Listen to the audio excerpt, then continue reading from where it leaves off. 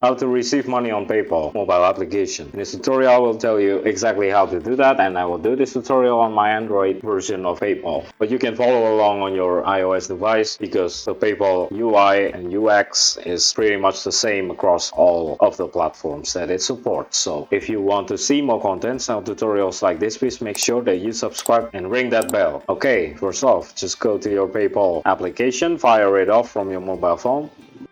Okay, so from your PayPal application, from your PayPal home screen or your dashboard, click request. You can request money using your email or your username.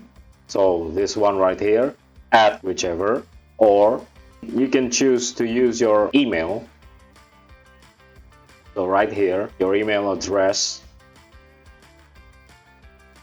And then you should send that account name or email address to your PayPal account that you wanted to send your money to receive money from, and that's pretty much how you receive money on PayPal mobile application. If you find this tutorial to be helpful and you wanted to see more, please hit subscribe, like and comment onto our channel. If you have any suggestions or any topics that you want us at TechTricks to cover, also do not hesitate to put it on the comment section down below. And that's pretty much it. Until the next tutorial, YouTube, I hope it helps. Bye.